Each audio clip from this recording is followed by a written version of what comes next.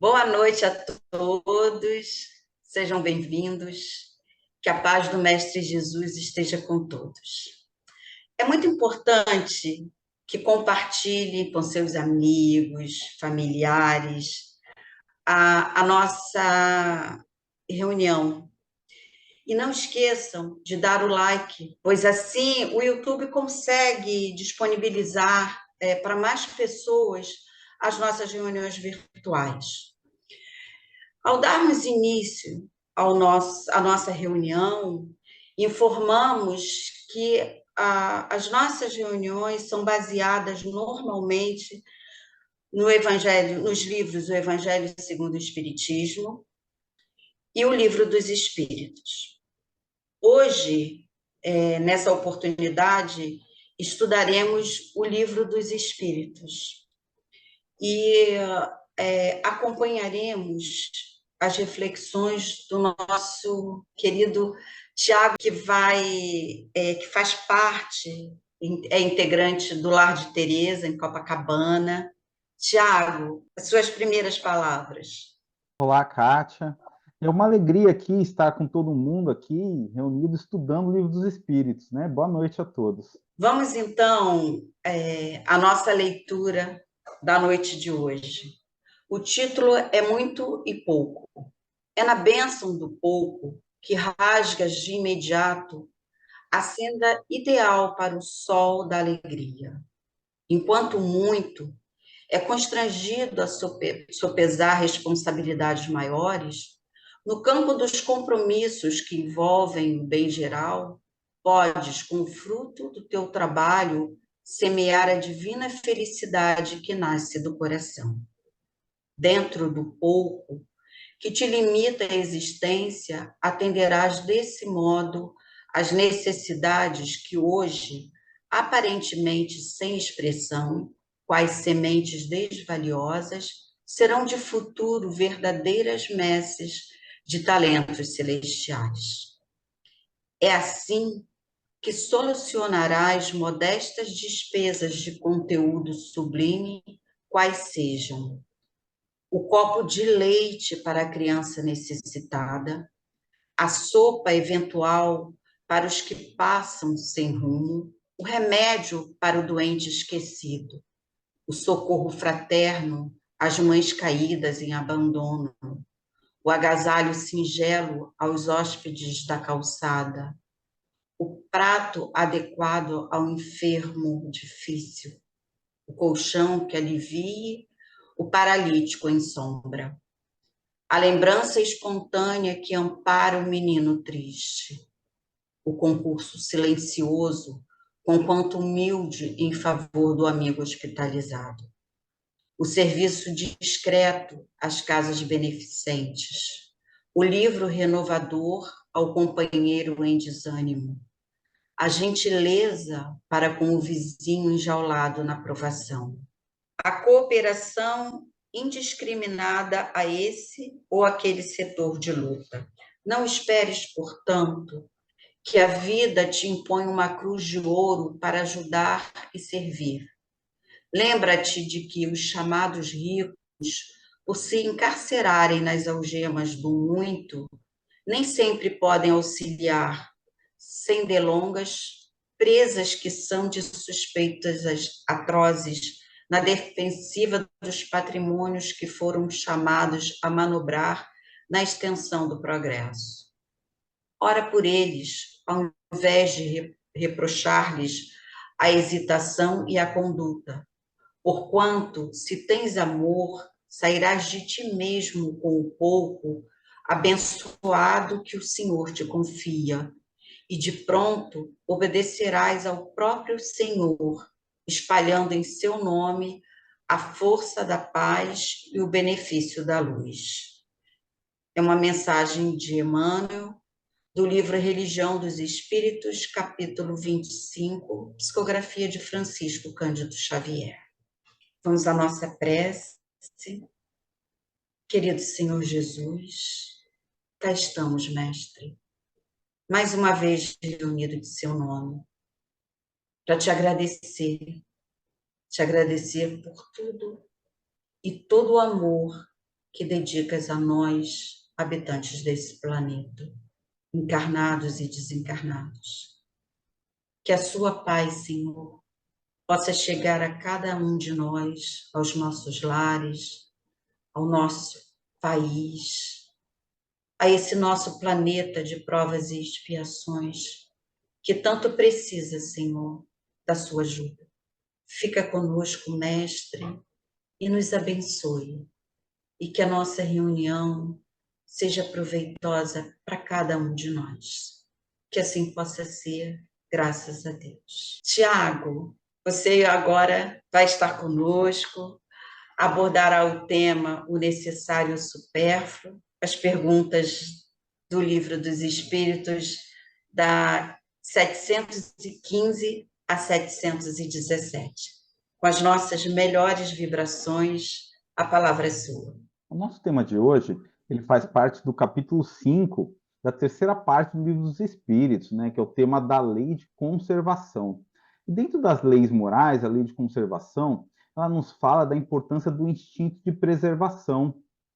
É algo que nos foi dado por Deus com duas finalidades, né? Nós possamos aproveitar da melhor maneira possível a oportunidade que tivemos ao reencarnar aqui na Terra. Então, vamos usar a conservação, né, para fazer o melhor uso do nosso tempo aqui.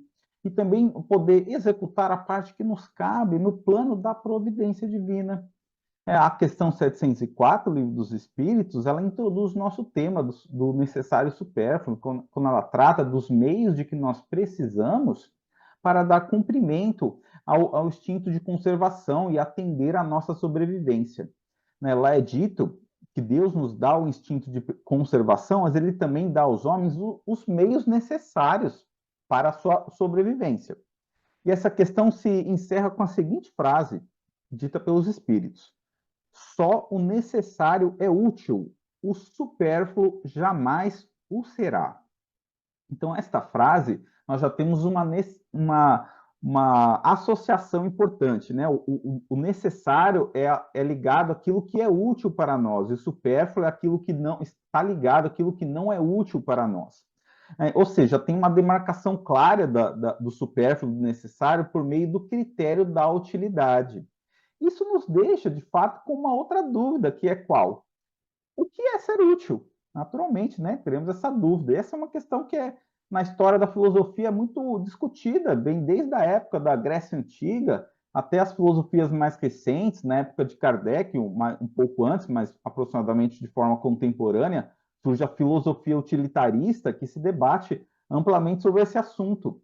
E nessa associação entre o útil e o necessário, que é feita pelos espíritos, a principal coisa que nos interessa questionar é como é que a gente identifica isso na prática, esse limite, né? O que é possível, como nós conseguimos na prática saber o que é o necessário. Há um filósofo muito conhecido da Grécia Antiga chamado Diógenes de Sinope, que era hoje onde fica a Turquia hoje em dia, né? Esse é um filósofo que a bandeira dele era viver apenas com o necessário, ao redor desse tema que se conduziam as suas reflexões. Ele vivia de cidade em cidade na Grécia Antiga, carregando pouco mais do que apenas a roupa do corpo para a sua sobrevivência, né? E há um fato relatado que é muito curioso. Certa vez ele estava deitado, tomando sol, se banhando junto ao sol, e passou perto dele Alexandre o grande rei, junto com o seu séquito, né, de servidores e de servos. E era um filósofo conhecido, Diógenes, por essa característica peculiar dele de viver apenas com o necessário. E Alexandre teve, então, a curiosidade de ir lá interpelar Diógenes. E ele para, então, à frente de Diógenes e pergunta a ele: há algo que eu possa conceder a você? E o que Diógenes responde a ele? Você pode se afastar e parar de bloquear a luz do sol, disse ele isso para Alexandre o Grande. Alexandre não tinha nada que o interessava, apenas que saísse da frente dele, porque ele bloqueava o acesso ao sol, que é o que ele estava tentando obter ali naquele momento. E há uma outra também trecho curioso da vida de Diógenes. Certa vez ele estava tomando água com sua caneca em uma fonte e passou por lá um menino que foi também beber água na fonte. O que o menino fez? Ele pôs as mãos, bebeu a água ali rapidamente da fonte e seguiu seu caminho. E Diógenes se surpreendeu e disse o seguinte: acabei de aprender algo novo com esse menino, que tem algo de que eu tenho que não preciso, que é a caneca. Então, jogou fora a caneca e continuou o seu caminho, na busca do necessário somente. E a nossa intuição reconhece que há uma beleza, né? Há uma grandiosidade nessa atuação de Diógenes e do filósofo, porque nós sentimos, por quê? Porque ela nos fala em nosso íntimo, porque no fundo nós sentimos que temos muitas coisas ainda em nosso viver, em nossa existência, que nos ultrapassam o limite do necessário, temos ainda coisas supérfluas conosco. Então, quando vemos uma história assim, nosso íntimo pensa, né, que poderíamos estar talvez um pouco mais próximo da vivência do que ao necessário. É uma simplicidade que nos fala o coração, mas ao mesmo tempo, tanto o sentimento quanto a razão nos dizem que é algo extremo, né? Essa atitude do filósofo talvez exagerada, buscar demais, né? Essa busca do necessário. Porque, por exemplo, a questão da caneca. É fato, né, que nós podemos beber água sem caneca, sem copo? Podemos, mas não é algo prático, né? Vamos molhar as nossas mãos, vamos derramar o líquido, não seria muito prático no dia a dia a gente beber apenas sem usar nenhum tipo de utensílio desse tipo. Certamente é algo que é útil, tem uma utilidade para nós. Então, é natural que quando pensamos nessa questão, na associação do necessário com o útil, nós pensamos numa escala de utilidades. Há coisas que são mais úteis e há coisas que são menos úteis. Aquele que é o estritamente necessário, o mínimo dos mínimos que precisamos para sobreviver. Mas mesmo quando passamos essa escala do mínimo estritamente necessário, ainda há coisas que são úteis para nós. Só que a partir de um certo ponto, nós ultrapassamos um limite onde isso vai além do que de fato é necessário para o espírito. A dificuldade para nós é saber exatamente qual é esse limite. E é o que Kardec vai perguntar na questão 715 do Livro dos Espíritos. Diz a pergunta: como pode o homem conhecer o limite do necessário? E os espíritos respondem: aquele que é sábio o conhece por intuição. Muito só o conhece à custa de suas próprias experiências. Bom, o primeiro ponto dessa resposta dos espíritos, que nos chama a atenção, é que os espíritos não dão uma regra universal, onde em qualquer situação a gente saiba dizer o que é o supérfluo necessário. Não há uma regra única para isso. Cada situação precisamos exercitar o julgamento. Naquela situação, vamos precisar saber: isso é necessário para nós, isso não é necessário, e vai ao supérfluo, às necessidades do espírito imortal. Um outro ponto, os dois critérios que eles põem, da sabedoria e da intuição.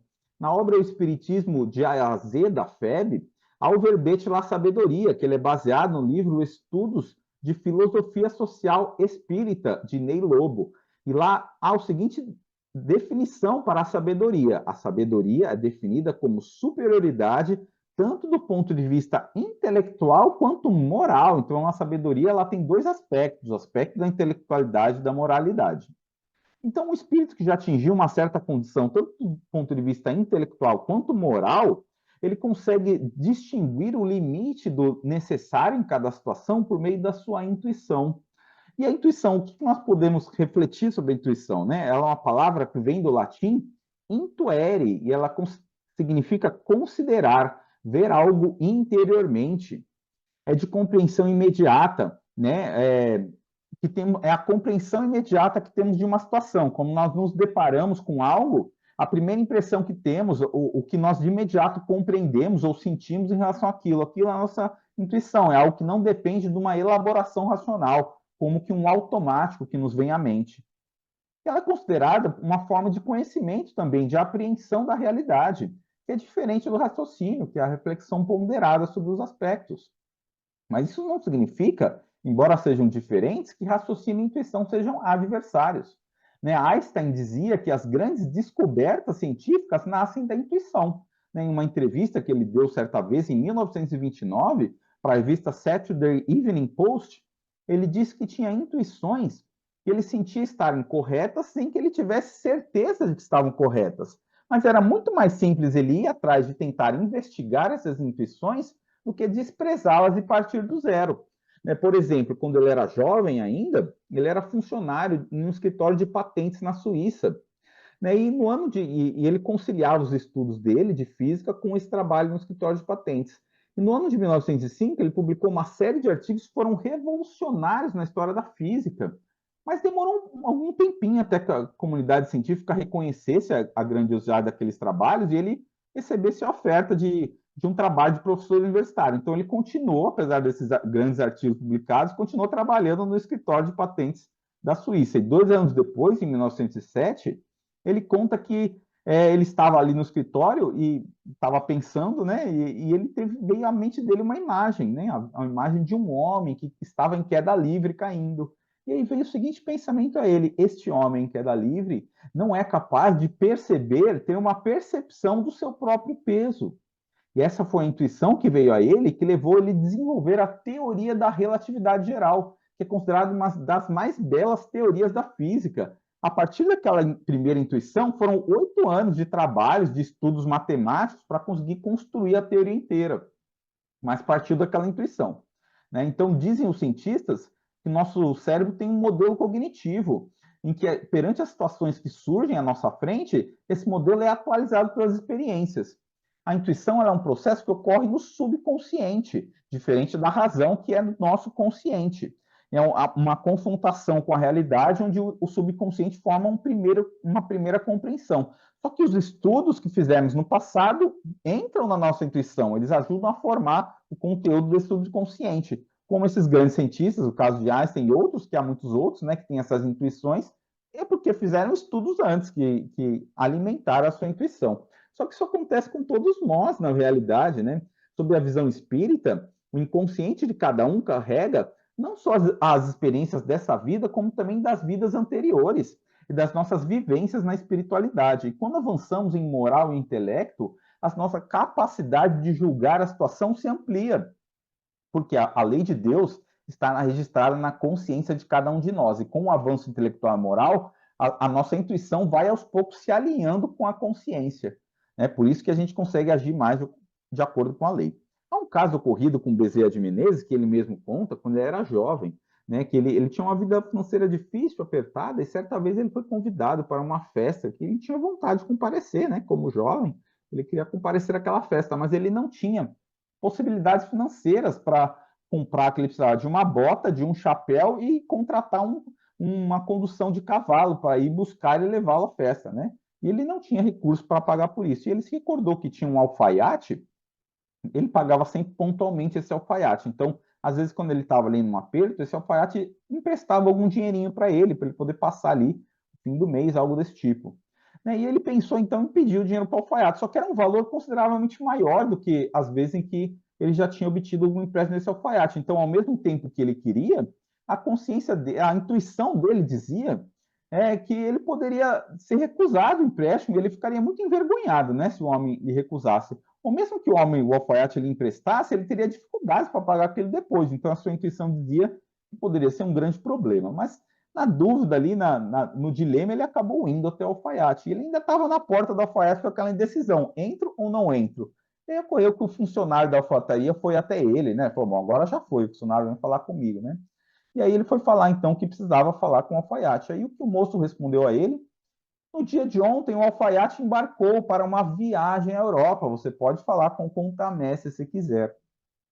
E aí, qual foi a razão de Bezerra, né? Ao mesmo tempo que ele teve um pouco chateado por não poder ir na festa, na verdade ele sentiu um grande alívio, né? Que foi se ampliando ali, cada vez foi ficando mais tranquilo, porque ele resolveu então que ia para casa, ia seguir sua intuição e não ia mais atrás de tentar arranjar um dinheiro para ir a essa festa.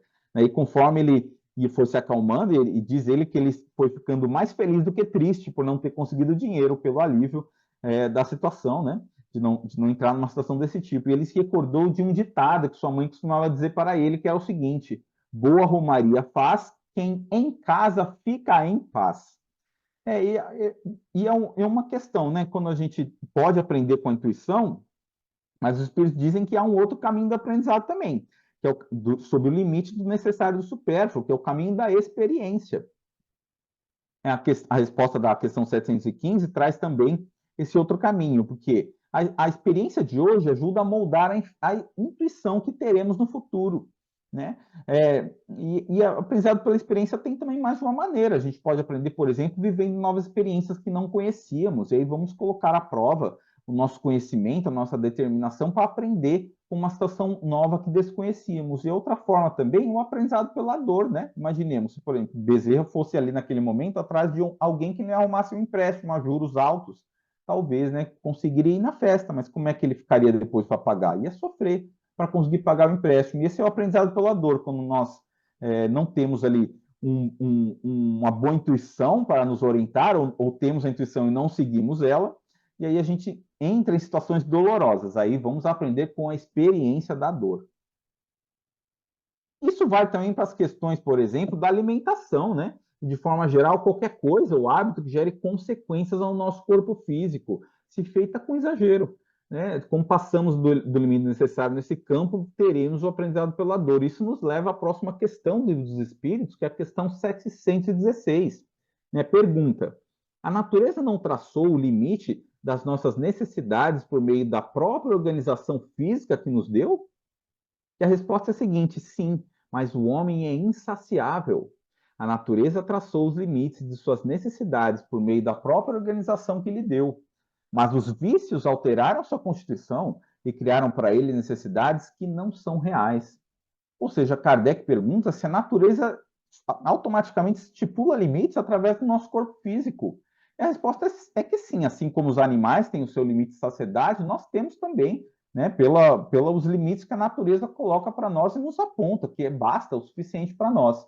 Mas aí ele diz o seguinte, que o homem é insaciável. Como assim? Em que sentido é insaciável, né? Não é insaciável do ponto de vista físico, justamente porque a natureza, nesses aspectos, nos dá esse limite da saciedade. Ela nos aponta que não precisamos mais de algo. Só que o que acontece? O homem é insaciável porque não atingiu ainda, de fato, a sua plenitude como espírito. É uma necessidade espiritual, emocional que nós temos, mas que muitas vezes não compreendemos direito. Pela essa falta de compreensão, nós procuramos atender essa necessidade do jeito errado. Por exemplo, eu tenho algo que, enquanto espírito, estou almejando, algo emocional que me falta e que tenho que procurar um caminho espiritual para atender a isso de alguma forma. Só que não estou sabendo lidar com esse problema. O que acontece? Eu busco um prazer imediato através de um consumo ou de um certo hábito que vai me prometer um prazer, vai me dar um prazer naquele momento. E por hora eu vou ficar ali achando que atendi a minha necessidade. Só que não é um atendimento verdadeiramente com a necessidade real do espírito. E aí isso ainda pode nos trazer consequências ruins.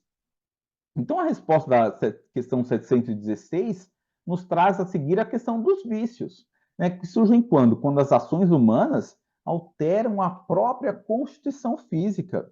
Né? E quando isso acontece, a natureza deixa de ser um guia confiável, porque o que viria o sinal natural da natureza foi alterado pela ação do homem.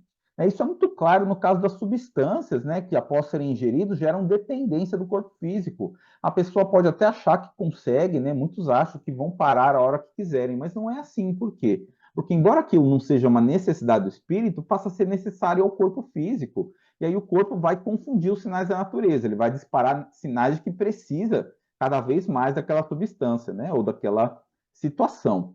E aí o corpo ele alterou os limites que a natureza deu. Pichel Simonetti, no livro Histórias que Trazem Felicidade, ele traz um capítulo que fala do elefante branco. Essa é uma expressão que nos dias de hoje ela é muito usada no contexto da discussão política, quando a gente tem uma obra pública que não tem uma necessidade verdadeira. Ou então, quando tem um grande evento e se faz uma grande obra para atender aquele evento, o que acontece depois que passa o evento? Aquela obra fica sem uso, né? Fica descanso, foi gasto um recurso e aquela obra não tem mais uso. E o significado, de onde é que vem essa expressão esquisita, né? Elefante branco? Ela vem do reino de Sião, que hoje em dia é a Tailândia. Dizem as tradições que a mãe de Siddhartha Gautama, o Buda, um dia antes dela ter o parto de seu filho, Siddhartha, em sonho ela viu um elefante branco que levou até ela uma lótus, né? A lótus era o símbolo da sabedoria e da pureza.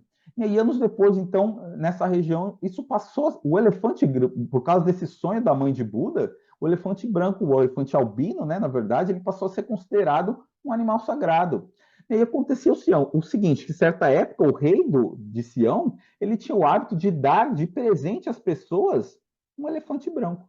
E o que acontecia com esse presente? De imediato era uma grande satisfação. Você foi presenteado pelo rei com um animal sagrado, né? Você está sendo muito prestigiado. Então as pessoas ficavam satisfeitas né, tinham grande satisfação de imediato em receber o presente do rei, mas o que ocorria com o tempo é um animal sagrado, então esse animal não pode trabalhar, não pode ajudar em nada os trabalhos da pessoa. Só que a manutenção desse animal tem um custo enorme, porque ele precisa ser bem tratado, né? Tem uma alimentação toda especial de um animal sagrado. Ele precisa ter funcionários que cuidem dele, ele precisa ser bem enfeitado, ele precisa ter todos os cuidados, porque ai se um animal desse morre, que é um animal sagrado, imagine, né, a situação. Então, ele acaba virando o quê? Uma ruína, porque vai gerar um ônus enorme para a pessoa que teve o elefante branco.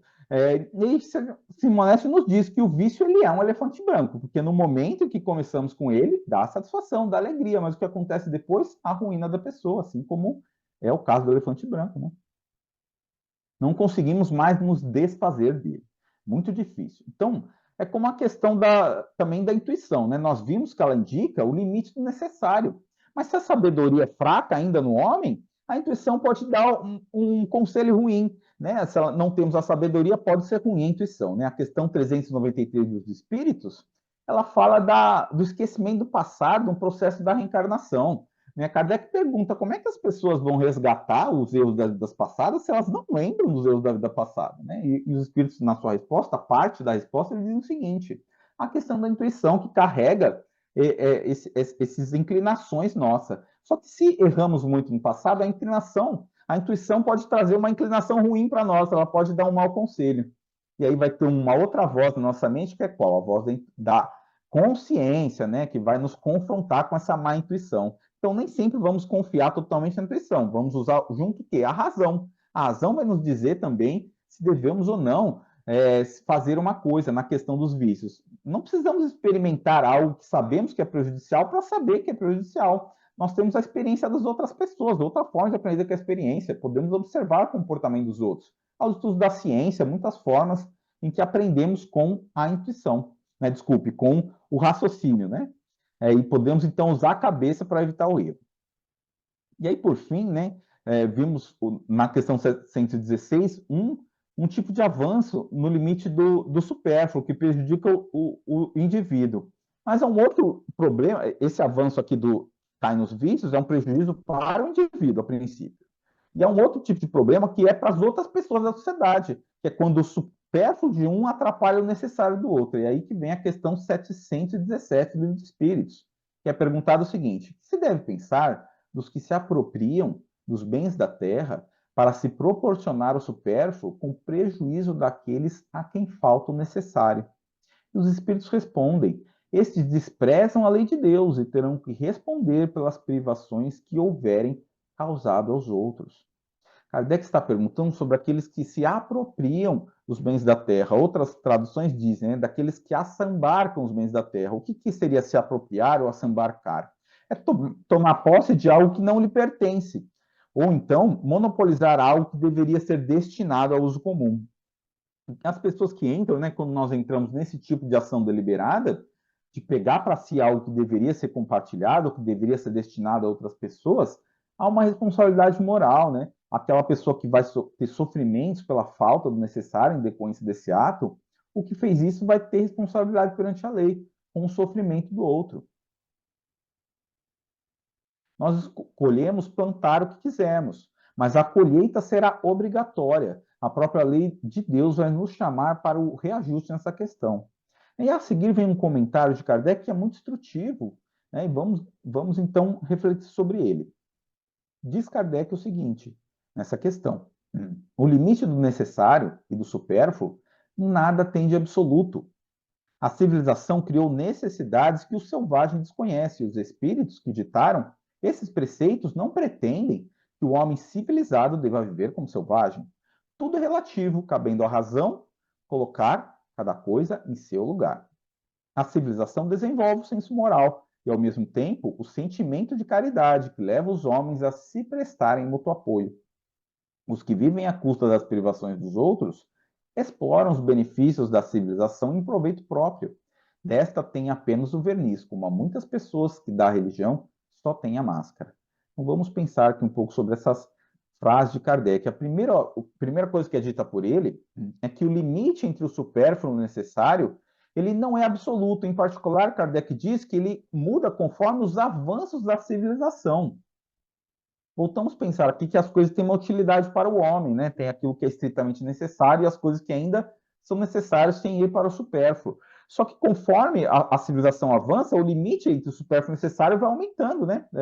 Porque isso é da condição humana, nós temos a inventividade, temos a inteligência. Deus nos permite que criemos coisas novas. E o progresso intelectual nos dá, aos poucos, novos recursos para aprendizado na Terra. Vamos ampliando aquilo que podemos fazer, o nosso domínio de possibilidades. Isso é bom para o progresso do espírito.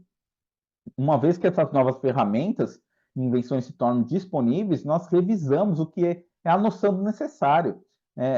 Antes da Revolução Agrícola, que ocorreu por volta de 10 mil anos antes de Cristo, né, a sociedade humana eram sociedades tribais, onde as pessoas se juntavam em pequenos grupos que viviam em certas regiões, oferindo todos os alimentos que aquela região, pelo extrativismo, podiam dispor. Quando os alimentos acabavam ali, as pessoas se mudavam para outra região. E o tipo de vida ali era muito para obter o necessário. Todo mundo tinha que se dedicar muito para conseguir obter o mínimo que precisavam para sobreviver. E o que acontece na evolução agrícola? Os homens passam a dominar a tecnologia do ciclo das plantas, de controlar isso. Então, passam a cultivar gêneros alimentícios e conforme as suas possibilidades, né? Passam a dominar essa tecnologia. E aí, com isso, eles se fixam em locais determinados.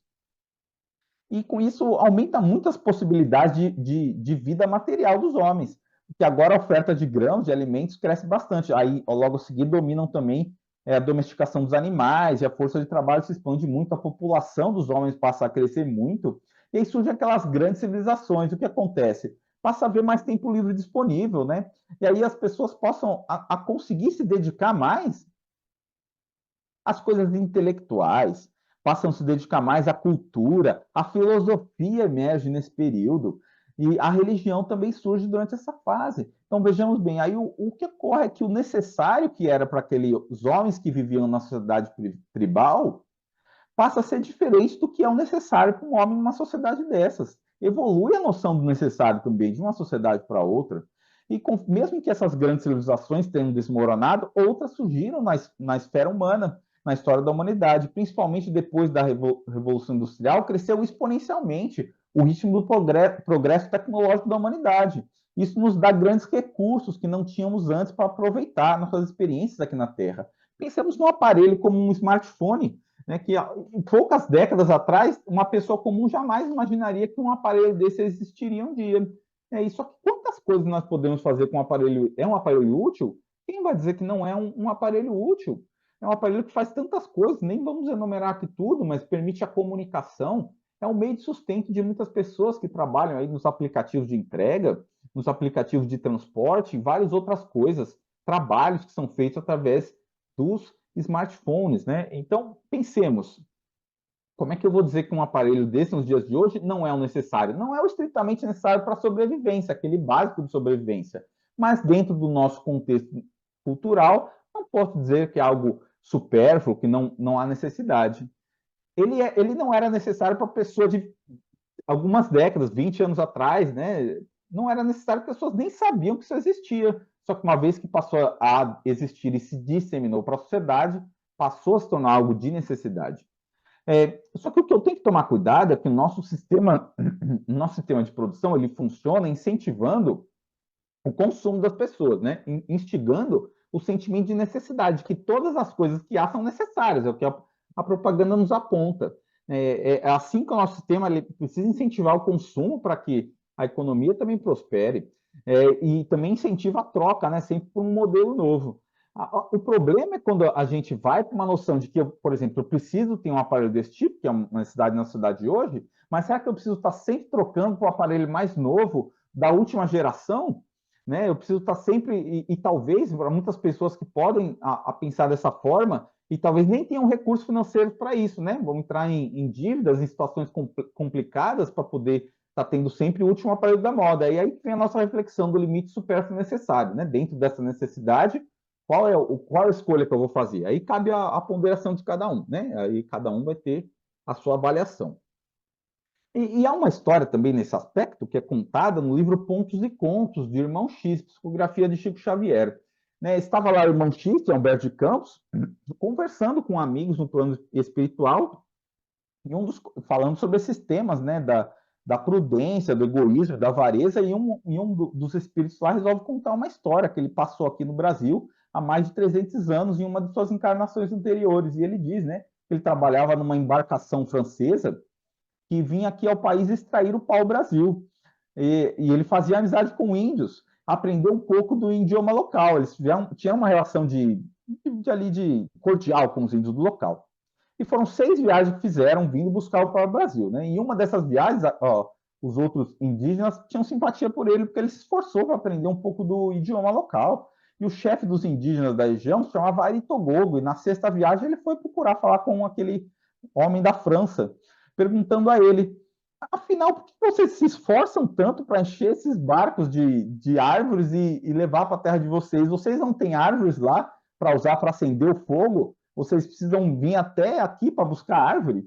E ele deu uma risadinha, né, o francês, e respondeu para o Togoro. Ele falou assim: olha, nós, né, não é esse o ponto, a gente aqui buscar essas árvores, porque queremos a tinta que podemos extrair dela. E ele perguntou: mas por que tanta tinta?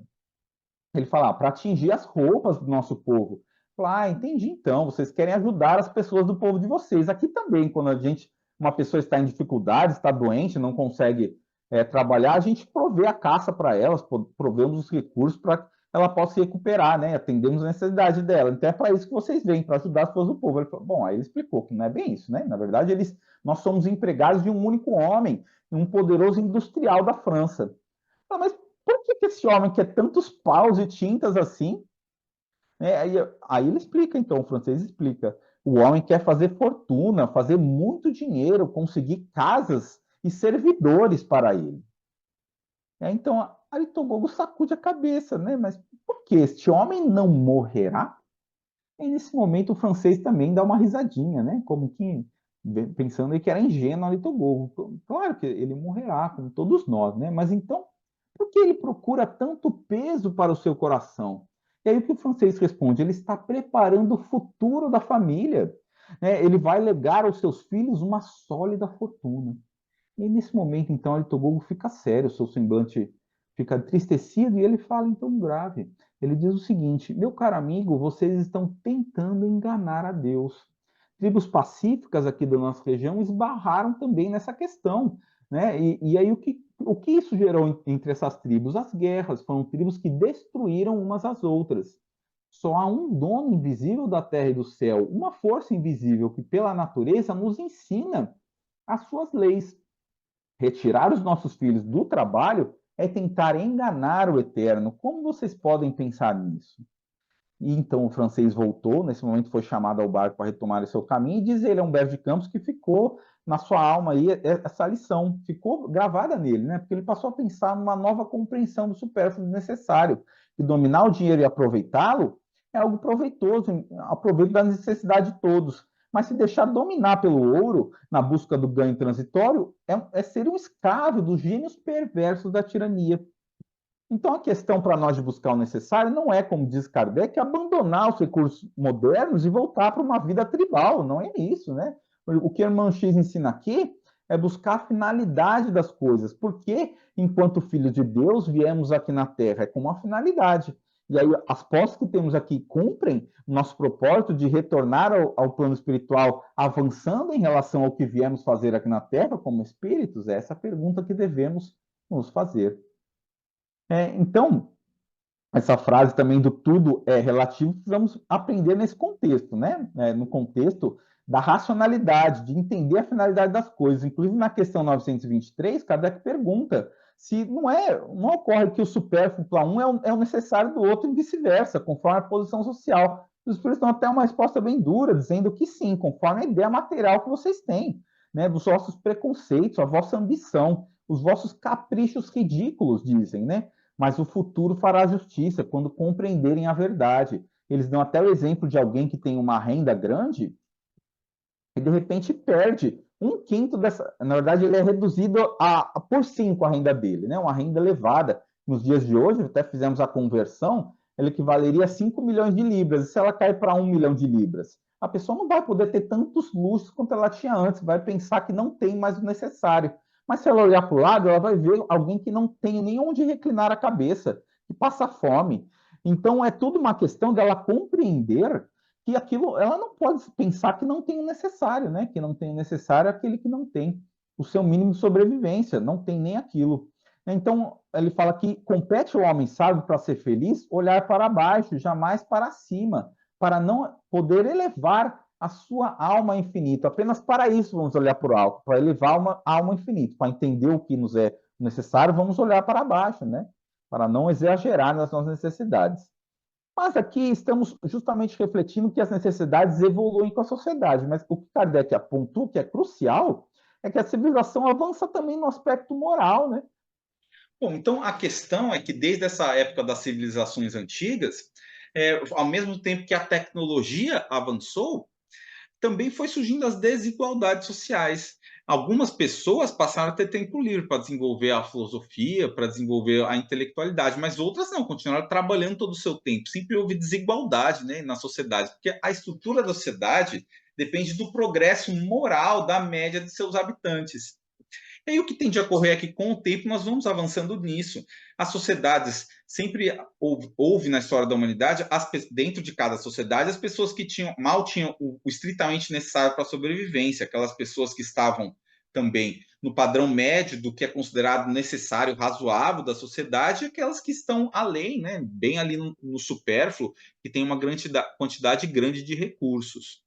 E justamente conforme a verdadeira civilização, diz Kardec, é aquela que também há o exercício da caridade. É algo que ocorre no plano individual, que cada um de nós tem o dever, né, de exercer a benevolência, de olhar para aqueles que são mais desfavorecidos e dar algo de nós para ajudá-los. Mas também há um outro plano da caridade, que é o da própria evolução social. Conforme as pessoas se conscientizam, começam a pensar mais do próximo, isso se reflete aos poucos também na própria estrutura de organização da sociedade. Sociedades mais avançadas são mais igualitárias. Nós veremos isso na sociedade do futuro. Teremos uma condição social em que haverá mais igualdade entre as pessoas e que, pelo menos, todos tenham a posse do necessário. Aquele nível que é considerado razoável dentro da sociedade, todas as pessoas terão acesso a ele. E para encerrarmos aqui, queremos deixar uma breve história de Bezerra de Menezes. Está no livro Lindos Casos de Bezerra de Menezes, de Ramiro Gama. Né? Lá, um dos capítulos é dito que Bezerra, algumas pessoas acham que ele não se atentava para o necessário, mas não, na verdade, ele sempre proveu o que era necessário à sua família, né? Sempre proveu-os muito bem. O que ele não fazia era o supérfluo. Ele tinha ali atendia, tendo em vista a questão espiritual do que estava aqui para fazer, do que queria passar a seus filhos e a sua família. E aí o que ele fazia? Ele cobrava suas consultas, mas não daqueles que não podiam pagar. E num certo dia, em que ele devolveu o dinheiro, o farmacêutico foi lhe dar o dinheiro de algumas pessoas que fizeram consultas com ele, foram comprar remédios, e Bezerra disse que devolvesse o dinheiro para aquelas pessoas, porque ele sentia em sua intuição que faltaria o necessário se elas pagassem aquele remédio, aquela consulta a ele. Só que quando ele chega em casa, sua esposa veio lhe dizer que não havia alimentos na despensa, que estava às beiras de se esgotar, e estava preocupada que ia faltar o necessário para os filhos, né? E Bezerra tranquiliza ela, diz: fiquemos tranquilas, que o céu há de nos prover. No dia seguinte ele foi trabalhar, e quando ele chega no fim da tarde, a esposa diz a ele: mas Bezerra, marido, por que você comprou tantas coisas? Nós não precisávamos de tudo isso que você comprou. Ele falou: mas eu não comprei nada. Só que veio uma carroça aqui entregar esse conjunto de mantimentos. Né? E aí Bezerra, contente que alguém lhe mandou aqueles alimentos, pede então para a esposa que eles orem em agradecimento. Né? E aí a gente lembra que sempre, para alimentar nossa intuição e podemos decidir bem sobre o supérfluo necessário, vamos recorrer à oração. Ela vai nos ajudar a pensar sobre isso e vai nos ajudar também a suportar as dificuldades que tivermos nesse campo, se tivermos com dificuldade para conseguir aquilo que é o necessário. Em todas essas situações, a oração vai nos ajudar muito. E Ramiro Gama, que escreveu esse livro de Lindos Casos, certa vez ele foi dar uma palestra na cidade de Miguel Pereira, no Rio de Janeiro, e ele contou na palestra Lindos Casos de Bezerra de Menezes. E ele conta que no final, um senhor ali nos seus 60 anos foi conversar com ele, estava até emocionado, com lágrimas nos olhos, e foi abraçá-lo e disse que ele era um dos filhos de Bezerra de Menezes. E contou que, enquanto Bezerra estava com eles, nem sempre a família entendia bem né, o proceder de Bezerra. Ele mesmo pensava que o pai podia ter deixado uma fortuna para ele, uma herança melhor, né, para que ele pudesse ter algo a mais do que aquele necessário, pudesse ter mais recursos, uma vida de maiores confortos. Só que assim que passou o momento em que Bezerra desencarnou, que ele entendeu melhor, que foi refletir, ele e os irmãos compreenderam melhor o tesouro que Bezerra deixou para eles, né, que era um nome límpido, um nome que iluminava, que trazia o significado da caridade, que tantas pessoas vieram contar, né, tudo que Bezerra havia significado em suas vidas. E ele passou a compreender também que eles tiveram, através do exemplo de seu pai, a maior herança que puderam ter. Que nós possamos levar esse exemplo conosco também e saber, com a paz no coração, refletir sobre o que é o necessário para nós enquanto espíritos imortais. Paz e bem a todos. Agradecemos, Tiago, as suas reflexões, ao seu estudo que você tão carinhosamente trouxe nessa noite para nós. Queremos agradecer também a todos que participaram conosco da nossa reunião. E se você gostou, então deixa o seu like, tá bom? E renovamos aqui o convite para que estejamos juntos novamente na próxima segunda-feira, às 19 horas, quando teremos o estudo de O Evangelho segundo o Espiritismo. Queria convidar vocês agora para me acompanhar na prece final. E assim, Senhor Jesus, te agradecemos por essa noite, por esse estudo, que trouxe para nós tantos ensinamentos. Rogamos a Ti, Mestre, que nos fortaleça para que possamos colocar em prática tudo aquilo que vieste nos ensinar quando se fizeste homem aqui nesse planeta. E nos ensinaste, sim, Senhor, o amor, o perdão e tantos sentimentos positivos que precisamos trazer para a nossa vida, para a nossa caminhada. Te agradecemos, sim, Mestre, e te rogamos que fique conosco, que nos ilumine, que proteja os nossos lares e as nossas famílias e que sempre, sempre esteja conosco. Que assim possa ser, graças a Deus, que assim seja. Encerramos a reunião dessa noite. Fiquem com Deus.